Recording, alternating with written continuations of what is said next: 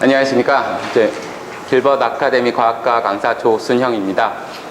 제가 이번에 받은 문제는 화학 1 문제가 되겠고, 그 다음에 이제 원소의 어떠한 주기적 성질에 관련된 문제가 되겠습니다. 그래서 이때 여기 나왔던 지금 이제 제시문에 주어진 이제 보기가 있는데, 이 부분에 대해서는 일단은 주기율표에 대한 전반적인 이해가 있어야지만 문제를 정확하게 해석할 수 있고 풀 수 있는, 자, 그러한 개념이 되겠습니다. 그래서 우선 여기 좀 필기를 하고 설명을 드리도록 하겠습니다. 문제는 화학 1이 되겠고요. 등급은 3등급 이상을 기준으로 해서 3등급 이상을 기준으로 해서 설명을 드리도록 하겠습니다. 지금 여기 이제 주어진 부분에서 이 부분을 갖다가 개념을 잡았었을 때는 이 부분은 원소의 주기적 성질이다라는 말을 할 수 있습니다. 그래서 어떤 부분이냐면 주기적 성질인데, 이쪽에 나오는 개념들은 이제 주기적 성질을 갖는 요소는 크게 4가지가 있고 세부적으로는 6가지가 있습니다. 근데 우선 그 4가지의 요소들을 좀 분석을 좀 하나씩 하면 그 첫 번째가 뭐라고 표현할 수 있냐면, 이쪽에서는 첫 번째 나오는 게 이제 원자의 반지름이라는 게 있습니다. 원자의 반지름이 있고요.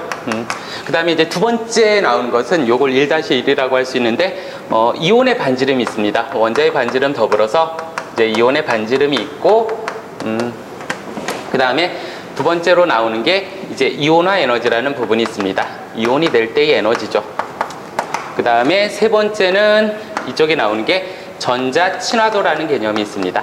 전자 친화도라는 개념을 볼 수 있고, 그 다음에 마지막으로 나오는 것은 이제 전기 음성도라는 개념이 있습니다. 이렇게 주어져 있는데, 이쪽에서 우선 이 원자 반지름과 이온 반지름이 어떤 건지를 설명하기 앞서 용어들을 좀 몇 가지를 정리를 하면, 이쪽에서 이 둘을 좌우하는 요소가 유효 핵전화라는, 자, 이러한 개념에 의해서 설명을 할 수 있습니다. 그 다음에 또 다른 하나는 부속적인 개념이 이제 그 가리움 효과라고 하거든요. 그래서 이제 가리움 효과라고 하는데, 요게 교육과정이 바뀌기 전에는 그냥 그 스크리닝 이펙트라는 말을 썼는데, 요거를 좀 가리움 효과라고 하고, 일부 교과서는 뭐 가려막기 효과라고 하고, 이게 사실 좋은 게 아니거든요. 그 원어적인 표현을 그대로 유지를 하는 게 오히려 이해가 빠른데, 너무 한국어를 고수하다 보니까 좀 이렇게 학생들에게 내용이 좀 왜곡되는 부분도 있습니다. 그래서 이제 여기 돼 있고, 그 다음에 이제 이 부분을 좀 설명을 하겠습니다. 그래서 이 문제에서 주된 포인트로 먼저 잡을 수 있는 것은 이 원자 반지름이 어떻게 되느냐와, 그 다음에 두 번째, 여기서는 이제 이온화 에너지, 그러니까 이온 반지름이 어떻게 되느냐, 이 두 가지의 상관관계를 볼 거고, 이 부분은 옆에 주기율표를 좀 그려서 그 부분을 좀 설명을 하도록 하겠습니다. 자, 주기율표는 요 오른쪽에 좀 그려가지고, 이게 그림이 안 나와 있으니까 실제 학생들이 문제를 해석함에 있어가지고는 저 문제를 직접적으로, 직관적으로 받아들이긴 좀 힘든 부분이 있고요. 그래서 이제 이렇게 좀 쓰고 여기서 해석을 하도록 하겠습니다. 자, 우리 선생님들, 여기에 들어갈 거를 제가 지금 원소교가 1번부터 20번까지를 써놨는데, 해주실 수 있을까요? 여기에 들어가는 건 누굴까요? 혹시 1번이니까. 예. 우리 최정 선생님, 요거 수소라고 한다면, 요쪽에 2번은 헬륨이죠. 그렇죠. 예, 맞습니다. 혹시 그럼 요 밑에 들어갈 건 혹시 아시는 분 계신가요? 그러니까, 네온, 예, 네온이고, 아니, 맞습니다. 그 다음이 아르곤이죠. 여기까지 아는 것도 상당한 거죠. 그렇다면 수소 밑으로 가면 뭘까요? 리튬이 되겠습니다. 예, 리튬이 되겠고, 리튬 밑으로 가면 나트륨이죠. 그 다음이 이쪽이 칼륨이 되겠습니다. 실제 이제 대부분의 학생들은 순서대로 외우죠. 1번부터 20번을. 근데 실제 그건 전혀 의미는 없습니다. 시험에서는. 그러니까 왜냐하면 제가 예전에 한번 그런 얘기를 좀 했었는데, 이 주기율표에서 지금 이 가로적인 요소를 뭐라고 하느냐면 이걸 주기라고 합니다. 그 다음에 세로적인 요소를 족이라고 합니다. 그래서 이게 피리오드고 그룹인데 실제 이 그림에서 보면 이 옆줄보다는 세로줄이 더 중요하거든요. 근데 이제 학생들이 주기족 헷갈리죠. 근데 우리가 달력 보면 알 수 있죠. 지금이 예를 들어서 뭐 이번 주가 7월에 4주차다 예를 들면 그러니까 당연히 주가 가로겠죠. 그러니까 세로라는 건 족인데 그룹이라고 하거든요. 그래서 주기가 중요할까요? 족이 중요할까요? 족이 중요합니다. 예, 실제로. 이 주기보다는 족이 중요한데, 실제로 이걸 세로로 아는 게 중요하거든요. 그래서 리튬, 나트륨, 칼륨이죠. 혹시 밑으로도 있는데, 요게, 저 문제는 지금 모의고사 문제는 아니고 내신 문제거든요. 실제 일부 학교들은 이 밑에까지를 좀 가르쳐 줍니다. 그래서 여기서 보면 리튬, 나트륨, 칼륨이 있고요. 그 다음에 이쪽이, 혹시 아시는 분 계실까요? 루비듐, 예. 그 다음이 세슘이고, 그 다음에 마지막에 프랑슘이 있습니다. 근데 이제 이쪽은 수능에선 안 나오니까. 자, 그래서 보통 뭐, 리나가 루비를 세벼서 프랑스로 갔다. 뭐 그런 식으로 좀 얘기를 해주거든요. 근데 이건 알고 있어야지 실제 내신 문제는 해석을 할 수 있기 때문에 좀 그렇게 하고 있습니다. 자, 그 다음에 리튬 옆이 베릴륨이고요. 그 다음에 나트륨이 다음이 마그네슘이고, 그 다음이 칼슘이 되겠습니다. 그 다음에 이쪽에 들어가는 걸로는 이 옆이 플로린이고 산소가 있고, 그 다음에 이쪽이 CL이 염소며 그 다음에 황이 있습니다. 실제 이 문제를 바라볼 때는 이제 여기까지만을 알면 됩니다. 이 중간의 부분은 의미는 없고요. 그래서 이제 이쪽에서 족을 묘사를 할 때 이쪽에서는 1족이 되겠고요. 그 다음에 2족이 되며 이쪽은 17족이 되겠고, 그 다음에 여기는 16족이 되겠습니다. 그래서 이 문제에서는 우선은 이 세로라고 하는 이 부분에서 이렇게 명시가 되어 있는 이 족이라는 부분을 정확하게 좀 이해를 하고 있는 나와, 그 다음에 이제 이쪽에 주기라는 부분이 이렇게 세로로 좀 주어져 있거든요. 그래서 이제 여기에 대해서 좀 이 부분을 알고 있느냐가 문제 해석의 기반이 되겠습니다. 그래서 이제 여기에 주어져 있는데, 자, 원자 반지름과 이온 반지름이 있죠. 이 크기가 어떻게 들어가느냐면, 이 부분을 갖다가 써주면, 우리 최정쌤, 누가 제일 클까요? 원자의 반지름을 놓고 보면. 네? 혹시? 예. 네. 칼륨이 제일, 예, 그죠? 맞습니다. 예, 우리 최정 선생님은 박학다식하셔가지고, 실제로 제가 지금 이거를 묘사를 하는데, 이거는 정확하게 이렇게 말하면 화학적으로 오류가 생깁니다. 하지만 수능을 볼 때까지는 제가 이게 맞기 때문에 이쪽으로 가면 원자의 반지름이 커진다라는 거에 대해서는 문제를 풀매 있어가지고는 오류가 생기진 않습니다. 자, 그래서 이렇게 되고, 그 다음에 이쪽에서 이제 이온의 반지름이 나오는데, 이쪽에서 등전자 이온이라는 개념이 생깁니다. 등전자라고 그래서 이 전자가 같은 수가 되겠거든요. 그러니까 예를 들어서 이쪽에 주어진 상황으로 보면은 산소라는 게 있죠. 그 다음에 플로린이라는 게 있습니다. 그 다음에 나트륨이 있고요. 그 다음에 이쪽에 마그네슘이 있습니다. 근데 얘가 어떻게 들어가느냐면, 이온이 된다면 산소는 전자를 옥텟 규칙에 의해서 2개를 얻고요. 플로린은 1개를 얻으며, 나트륨은 1개를 잃고, 마그네슘은 2개를 잃게 됩니다. 그래서 얘네가 되는데, 지금 얘네들의 크기를 한번 비교를 해볼까요? 이쪽에서 산소, 플로린, 나트륨, 마그네슘이라면 이때는 누가 제일 크냐라고 했었을 때 나트륨, 마그네슘이니까 나트륨이 제일 크죠. 그 다음에 두 번째로 큰 건 누구냐면 마그네슘이죠. 그 다음에 산소와 플로린 중에서는 산소가 3번째로 크며 플로린이 제일 작죠. 그런데 이게 이온이 됐을 때는 크기가 변화가 됩니다. 어떤 식으로 변화가 되느냐면, 등전자라고 그래서 유효핵전화라는 부분 때문에, 유효핵전화가 뭘까요? 라고 한다면 산소는 양성자가 8개고요. 그 다음에 플로린은 9개며 11하고 그 다음에 12개가 되는데, 이쪽에 전자의 수는 이쪽에 들어가는 얘네들이 갖는 전자의 수를 보면 전자의 수는 8개 중에 2개를 얻었죠. 10개가 되거든요. 이쪽도 10개가 되죠. 그 다음에 이쪽도 10개가 되며 여기도 10개가 됩니다. 즉 전자의 수가 10개로 동일하기 때문에 이걸 등전자 이온이라는 말을 하게 되는데, 전자의 수는 10개인데 양성자의 수가 적다 보니까 이쪽에선 상대적으로 반발력이 커지게 됩니다. 제가 이 부분까지는 좀 그림을 그리겠습니다.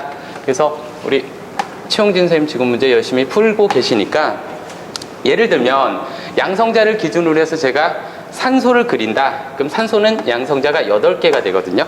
그래서 이쪽에 이제 양성자의 숫자가 8개가 되는데, 이쪽에 이제 전자들이 궤도를 따라 돌죠. 이런 식으로. 그 다음에 여기에 전자가 있을 때 전자가 채워짐에 있어서는 첫 번째 껍질에 2개와 그 다음에 두 번째 껍질에 8개가 채워집니다. 옥텟 규칙을 만족하기 위해서. 그래서 각각의 전자가 채워지면 지금 이렇게 주어진 상황이 얘가 산소, 즉 O, 2 마이너스 이온, 산화이온을 표현한 그림이 되겠습니다. 근데 이제 요거 하나만 좀 더 추가적으로 보완을 하면 얘는 8개에 10개죠. 근데 마그네슘은 12개에 10개죠. 그러다 보면 어떤 일이 벌어지냐면 이 플러스가 서로를 갖다 잡아다니는 인력이 생기거든요.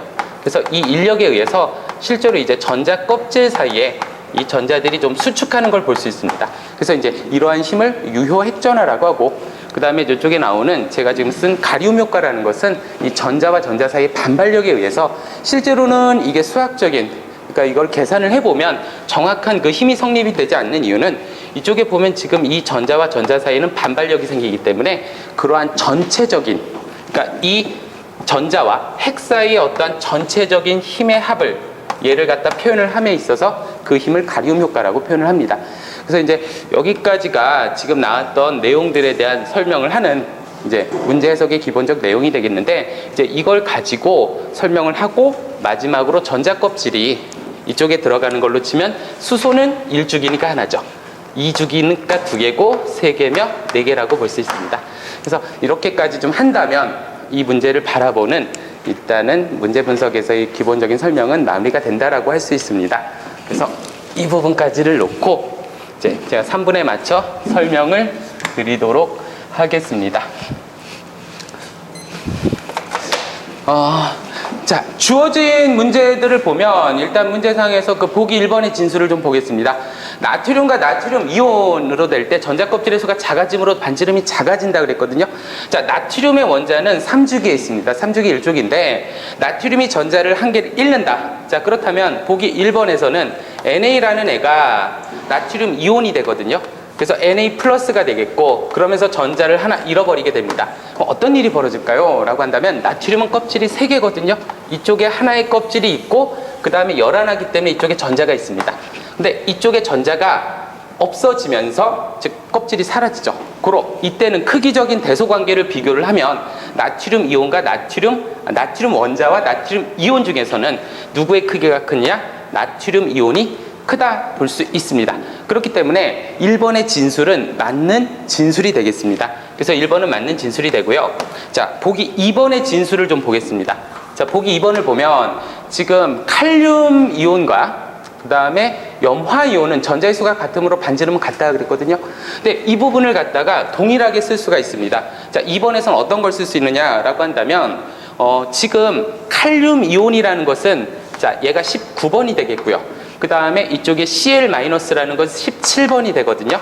근데 얘는 어떤 일이 벌어질까요? 등전자거든요. 등전자일 때는 지금 양성자의 수가 더 큰 칼륨 이온이 작기 때문에 실제 어떠한 이온의 반지름의 크기는 염화 이온이 더 크다라고 볼 수 있습니다. 그래서 보기 2번은 틀린 진술이 되겠습니다. 자, 3번 같은 경우에 보면 나트륨 이온과 플로리나 이온은 전자 껍질이 같으므로 반지름은 같다 그랬거든요. 지금 여기 나와 있죠. 우리가 볼 수 있을 때 지금 보면은 나트륨 이온과 플로린 이온이라고 지금 주어져 있는데 이쪽에 플로린 이온이 있고요. 나트륨 이온이 보면 플로린화 이온이 좀 더 큰 것을 볼 수 있겠습니다. 그래서 3번 역시 이 부분은 잘못된 진술이 될 수 있다라고 볼 수 있고, 자, 4번 같은 경우에 산화이온은 16족, 그 다음에 염화이온은 17족이므로 이온이므로 산화이온의 반지름이 Cl-보다 더 크다라는 얘기를 했었거든요. 근데 이거 같은 경우에도 똑같습니다. 우리가 놓고 보면 Cl-보다 큰 게 아니라 Cl-가 더 크게 되겠죠. 왜 그럴까요? Cl-는 이쪽에 있죠. 즉 3주기고 그 다음에 산화이온은 2주기이기 때문에 전자 껍질이 한 개가 더 많습니다. 고로 실제의 그 반지름의 크기는 그 4번 보기에서도 잘못됐다라는 걸 우리가 확인을 할 수 있겠습니다. 자, 마지막 5번 같은 경우에서도 동일하게 볼 수 있는 부분이 뭐냐면 나트륨은 전자를 잃고 칼슘은 2개를 얻었으므로 나트륨 이온의 반지름이 칼슘 이온보다 크다 그랬었는데 이것도 잘못됐죠. 즉 주기가 즉 작은 애가 더 반지름이 작다라고 보기 때문에 나트륨 이온이 좀 더 작다라고 표현하는 게 맞습니다. 자, 그렇기 때문에 지금 주어진 그 문항상에서의 정답은 지금 문제상에서는 우리가 봤었을 때 1번이 정답이 되겠는데 여기까지만 본다면 지금 제가 3등급을 기준으로 학생들에게 설명을 좀 드렸습니다. 다만은 이쪽에 나와 있는 유효액 전화나 가리움 효과, 실제로 이 원자 반지름, 이온 반지름에 대해서는 요것까지만을 문제를 제시를 했기 때문에 쉽지, 이온화 에너지나 전자 친화도, 그 다음에 전기음 성도가 나오면 이 그림이 상당히 복잡해지게 되거든요. 그러니까 학생들이 그거를 문제를 보고 정확하게 개념을 해석해서 문제에 적용한다라고 했었을 때는 좀 어려움이 생길 겁니다. 그래서 이제 고3 학생들 같은 경우에 수능에서 이 파트는 출제가 현재까지 한 번도 빠진 적은 없기 때문에 제가 거기서 전반적인 개념을 좀 이렇게 맞춰서 설명을 하고 있습니다. 그래서 제가 오늘 준비한 강평 설명은 여기까지고요. 여기에 대해서 혹시 질문이나 기타 지적사항이 계시다면 말씀해 주시면 감사하겠습니다. 없으시면 이상으로 마치겠습니다. 감사합니다.